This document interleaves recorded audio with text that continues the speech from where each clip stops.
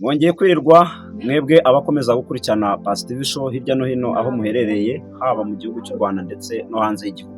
Nongeye kubasuhuza ndababwira ngo amahoro y'Imana imigisha itanga komeze ibane nawe. Rero uyu munsi nongeye kugaruka ibisanzwe bya biganiro byanjye ku ntego ivuga ngo cyangwa se insanganyamatsiko ivuga ngo hinduka wigire kandi ukore. Uyu munsi nongeye kunezererwa nawe ukomeza kudukurikirana, ngira ngo kandi mbanze mbashimire babwira ngo mu by'ukuri muri kudufasha cyane, kuko aho tugeze ni ukubera mwebwe, aho ngeze ni ukubera mwebwe, aho Positive Show team tugeze turimo turabashimira kuko ni mwebwe tubikesha. Hanyuma ndagushimira wowe wakurikiranye ikiganiro cyatambutse, nkubwira ngo uko byagenda kose hari isomo wakuyemo, kuko nkunda kubivuga ngo ntituba tuzi uwo tubwira. Sinzi ngo ndi kubwira umupapa, sinzi ngo ndi kubwira umumama, sinzi ngo ndi kubwira umusore cyangwa umukobwa, ariko ndi kubwira umuntu, kuko akenshi tuba tubibona muri comment muduhereza. Cyane cyane tubashimira kuri comment muduha ko zigaragaza yuko mukeneye kwiga, natwe rero bikadutera morale yo kugira ngo dukomeze kugaruka kwiga.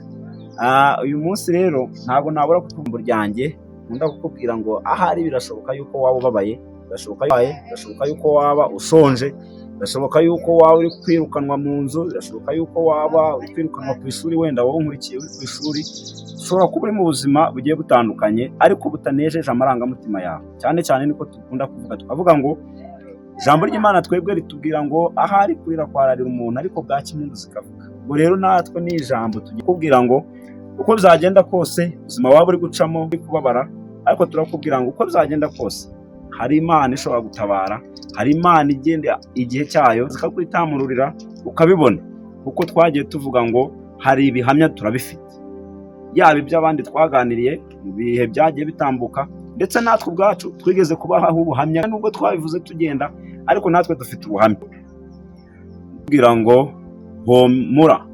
Ibyo ntabwo ari iherezo ry'ubuzima.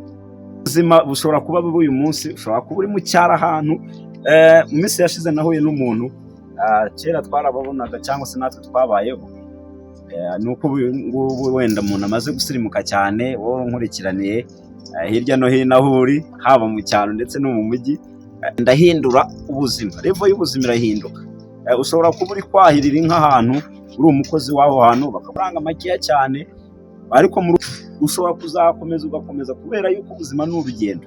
Ubuzima ntabwo ushobora guhita ubugeraho uko ubyifuza, ahubwo uvuze yuko uko uzagenda urushaho gukora, uko uzarugenda urushaho kugira ibyo uhitamo, ubuzima bugenda buhinduka gake gake. Baravuze ngo ushobora kuba uri umushumba w'inka ahantu, ntabwo tubizi, ushobora kuba ukora ubuyedi ubundi, kuko nta muntu unezezwa n'ahari, ahubwo ihagaze umuntu ushaka kuzagera kure akereza ibindi yageraho. Rero ni ubuzima bw'umuntu kandi ni process. Rero turakakubwira ngo kuba utarabigeraho, kuba utaragera ku byo wifuza, ntabwo ari uko Imana ikora, nta nubwo ari uko iherezo ry'ubuzima ryakugereyeho, ahubwo ni ukubera igihe. Kandi ibintu byose nyine iyo ubihaye igihe kuri kimwe ugakora, indi myaka ukagera ku kindi. Ubwo rero twe twaje kubwira abantu ngo humura, nubwo uri guca muri ibyo, nubwo nyine bari kukwanga, uhura n'ibintu challenges nyinshi, kuko ndibuka yuko challenges zijyanye no gukora ubundi ni intambara. Muri ubu buzima twese tugomba kurwana, yaba umwana w'umukene, twese tubaho kuri iyi si ari uko dushaka guhangana n'icyo kintu cyo kuvuga ngo ese ndashaka kuba nde. Kuko umuntu wese agira inzozi akavuga ati ndifuza kuba runaka. Urari umuntu uri mu cyaro aho ngaho avuga ati ariko ngewe nimba ndi ku ishuri nzaba meya, nimba ndi ku ishuri nzaba undi muntu ukomeye, nzaba umudepite. Ibyo rero ni ibintu udashobora kugera ako kanya, ahubwo ni process ugomba kugenda ucamo. Muri izo process rero habaho no kuvuna, habaho nyine ibintu bigiye bitandukanye, ariko ukazagera kuri cya kindi n'ubundi washakaga. Rero nka Positive twe twaje kubwira umuntu bitarashoboka, cyangwa se tukabwira umuntu ubona bitari gukunda, utari kubona inzira, tukamubwira ati oya, wikiheba, wikwiganyira, wikwishinja yuko hari ibyo utarageraho, cyangwa isura yirambiwe, cyangwa wumve isura yanze, cyangwa wanga abantu. Hari igihe umuntu agera mu bihe akumva yanze isi, akanga n'abayituye, bitewe n'iki? Nuko ubuzima ashaka kubamo atari na yuko ngo abubemo. Rero Positive ni igisubizo cyawe wowe ugeze hari n'igihe umuntu aba ageze kuri tapu yo kwiyahura akavuga ngo ubu buzima nta kintu mfite kumara kuri iyi si, bitewe n'ibibazo bigaterwa na situwasiyo mu rugo, muri famiye se, ku ishuri se, mu kazi, hirya no hino, kumva nyine urarambiwe.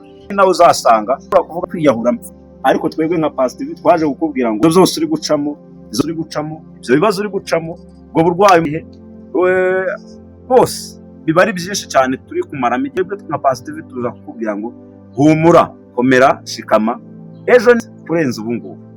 Nimba uri ku ishuri ukomeze wige, ejo ni heza.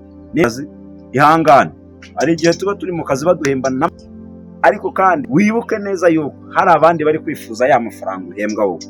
So icyo gihe rero ahubwo wowe bigusaba gukomeza kwizera Imana no gukomeza gukora, ugashaka guhatana kumaranira kugera kuri za nzozi zawe. Ngibyo twakomeje ibyo ngibyo uzabifashwamo na udafite discipline. Nubwo waba uri guca mu bibazo, waba uri kwirukanwa, waba uri kwirukanwa, ibyo byose gira discipline, gira umurongo uhereza ubuzima bwawe. Hari ibyo nzakora, hari nzakora. Icyo gihe bizatinda, yego ntabwo dukurikirana uyu munsi, wenda ngo ejo bizahita bikora. Ni urugendo. Ababwiye ngo uko bizagenda kose, kuba tugeze kuri kamera ubu, inyuma kamera hari ubuzima bundi tuba turi ubuzima natwe turi kurwana nabyo. Narabibabwiye yuko uko tuba turi kurwana nuko ubu ngende kurwana nacyo n'icyuko umuntu ukuri k'ubuzima. Ese ubuzima bugenda gute? Umuntu agera ku buzima bigenze gute? Kuko twaje gusanga hari abantu b'abakire kuri iyi si hirya no hino. Twaravuze ngo ntabwo tuzatunga umuntu urutoki ngo ni runaka cyangwa runaka, ariko tuzakubwira ngo ku isi abakire bose nyine tubabona uyu munsi kuko ari abakire, ariko babanje kuba mu kindi gihe nabo twebwe batari batubwira cyangwa se tutari twamenya, ariko bageze igihe babaho mu buzima bubagoye.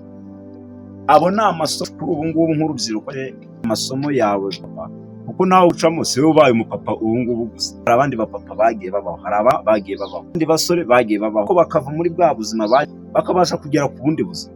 Rero nka Pastor ni igisubizo cyo kubwira ngo kwiheba, kandi wigira ngo hari abantu, ntago abantu bakwanga, ahubwo umubumbe dutuyeho isi niko imeze. Ahubwo urakora iki ubashe kugera kuri za dukunda kuvuga ngo hari n'igihe waba uri mu cyaro kure cyane, ushobora kuba uri kure cyane ku isi hose ahantu hereye.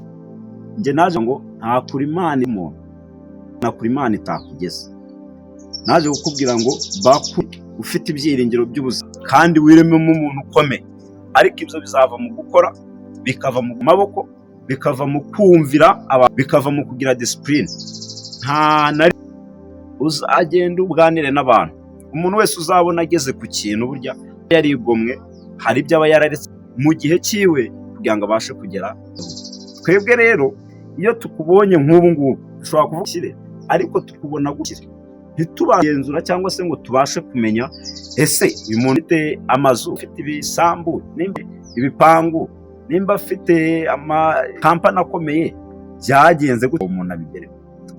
Niyo mpamvu iteka tuza tuvuga ngo irindi banga ryo kuba wazagera ni ukubona abantu ukagira amatsiko yo kubabaza. Apana kubona umuntu wowe ngo wumve ngo nzamera nka runaka. Twigeze kuvuga, turavuga ngo hari ukuntu umusore aba avuga ngo ngewe ngo nzasaza ndi umukire, cyangwa ukagira intekerezo zivuga ngo ngomba gusaza ndi iwanjye, ngomba gusaza mfite inzu, nyine ukaba ufite plan nyinshi. Ariko twebwe nka Pastor nta kindi twaje kukubwira ngo ese ni izihe nzira uzakoresha cyangwa se n'ubuhe buryo uzakoresha kugira ngo ubashe kugera kuri za ntego zawe. Nego rero uyu munsi nanone nk'uko twakomeje tubivuga, twagiye duca mu ncamake, ariko ikintu tuje kongera kuvuga ni discipline. Uko murabizi neza ko muri minsi yose igiye ishira twasanze discipline ariyo iyoboye ubuzima bw'umuntu. Ubundi ubuzima ni amahame, ariko discipline igufasha kugira amahame ugomba kugendera. Vuga urugero, nimba uri umusore, ubushize twaravuze, nimba mwibuka neza, twaravuze ngo nimba utarakoze uri muto, ubu ngubu ukaba utari gukora, none ukaba udafite n'ikintu kivuga ngo nzakora, aho ngaho turakubwira ngo urimo uribesha cyangwa se urimo urishuka. Ahubwo biragusaba ubashe kugera ku nzozi zawe, birasaba yuko ukura amaboko mu mufuka ugakora. Nimba uri umusore kora ugakora, wikura amaboko mu mifuka gutya. Akenshi tugenda twumva cyangwa se natwe turabibona, kuko ntabwo tuzavuga ngo ntabwo tubibona, ariko ni ikibazo kiri ku isi. Ni ukuvuga ngo umuntu yarangiza kuvuka, hari imyaka mujya mubona ukuntu isi ya detaye, ukuntu umuntu azabaho ukuntu ubundi umuntu ateye ari mu nda zikenda akavuka. Noneho yagera ku nayo yashyizeho sisiteme y'uko umuntu agomba kubaho. Imyaka azajya muri top gardien, imyaka ineye bazamwimura, imyaka ineye azagera aha. Ni ukuvuga ni inzego. So rero uko uzagenda ubasha kugera ku rundi rwego, ukava ku rwego rumwe ukajya ku rundi, niko ugiye guhangana n'imbogamizi cyangwa se n'urwo rwego ugezeho rwose rwo muri ubu buzima ibibazo. Rero twe twaje kukubwira ngo menya hakiri kare, tangira kare. Wewe uyu munsi noneho wumva ikintu naje kukubwira, wikwita kuba ibiganiro twakoze twaravuze ngo wikwita ku bisekuru, wikwita kuki.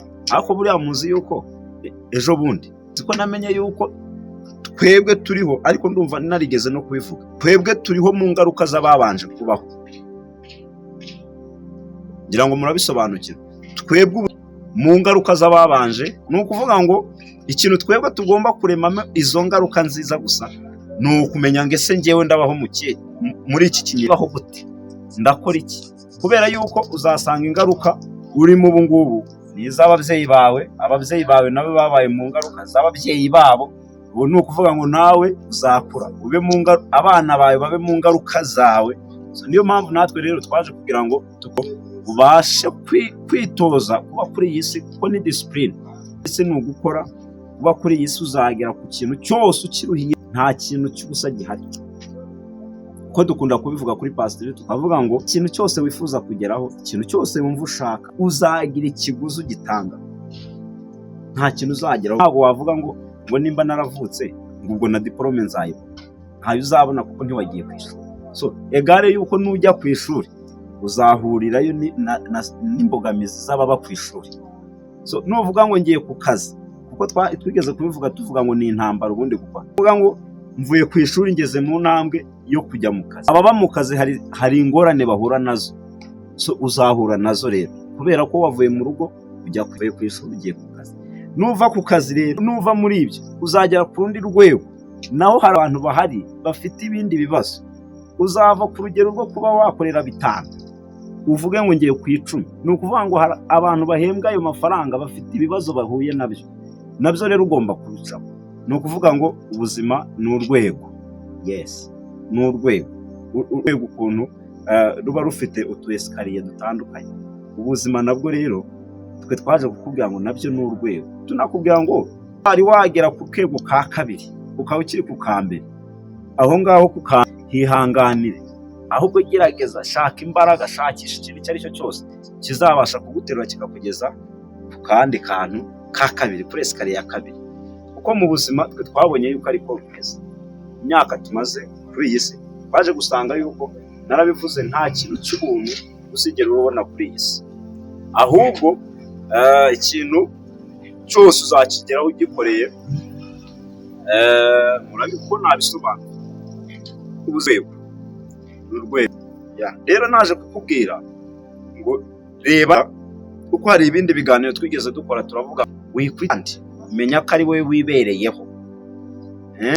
Abandi bose muzajya muri ubu buzima, abo mwiganye, abo mukorana, abo mugenda muhura, abo bantu bose ni umuntu kuba afite intekerezo ziwe. So rero twaje kukubwira, so dukurikiye mama, mukobwa mutoya, wabwiza amahirwe ubyumvisha hakiri kare kubaho ufite ubuzima bufite. So twaje wikwishinga abandi, wikumva umuntu avuga ngo nawe uvuge ngo byara niwe bizanze, ariko wowe watongeye bizasho. Inzira undi yacanga we ntimuhuje amahirwe ayicamo, hanyuma wowe ubashe kwambuka. Kuvuga ngo wifata ibintu, wifata wowe ngo wigereranye n'uwundi muntu, kuko iyo wigereranya umuntu uba uri gukora uba uri guta intego z'ubuzima. Wibaze ngo uriya aravuga ko ariko ngenda avuga ko bizakunda, ntabwo bizanga. Ariko wewe uvanga ibanga ry'uyu muntu wishura, naje kukubwira ko ubuzima ugomba kuba hari wowe, kuko nuhitamo nkawe abandi ibyo bari kuvuga ibyo bako twaje kuvuga ngo hari ukuntu ugomba kwirema, gira ubuzima bwawe wikandi. Abandi ushobora kubona umuntu yakoze ibintu ukabireberaho ukabikora cyane yuko nawe waba isoko y'ibindi bashobora gukora, nawe bikaba ari urutseho. Nicyo twaje kuvuga, ni ukuvuga ngo ita yuko umusore wawe abona wahinduye imitekerereze ukavuga ati agaciriritse nanjye reka nka kuriya. Hari undi uzabona wajya akazi runaka kari kugakora se ngewe wayi nagenda nkagakora. Gusa ikibazo dufite muri iki cyangwa ya none, usanga nyine turimo turarebera ku bandi. Urajya gukora ahantu, nimba uri umukobwa cyangwa se uri umusore ufite imbaraga, ugahita uvuga ngo kwa runaka nibambona ngo gukora ibi, ngo abana twiganye nibambona nagiye, ngabo twasenga mbona nagiye gukora ibi. Noneho wowe ugahera muri ako kantu k'akazitiro gusa kazitiye imitekerereze yawe. Mu by'ukuri wari watekereje guhindura imitekerereze, ariko uhera muri ka kantu ko kuvuga ngo abandi bantu barambona gute cyangwa se abandi bazamvuga gute. Nka Pastor rero twaje kukubwira ngo kugeza ku iterambere, cyane ko nigeze no mu bibazo nagiye nsubiza mvuga ngo si wahinduye imitekerereze umurikiye ukumva hari ikindi kintu mu buzima bwawe, ni igihe cyo guhindura. Haba inshuti ukazireka, inshuti itagufashije kugira ku iterambere ryawe, ikubwira yuko bidashoboka. Usanga abantu turi muri ntibishoboka, ariko iyo ntukagendane n'inshuti gative, umuntu ukubwira bishoboka atanagikoze akakubwira ngo wapi, mureke. Uwo si umuntu uzakugeza ku ntumbero.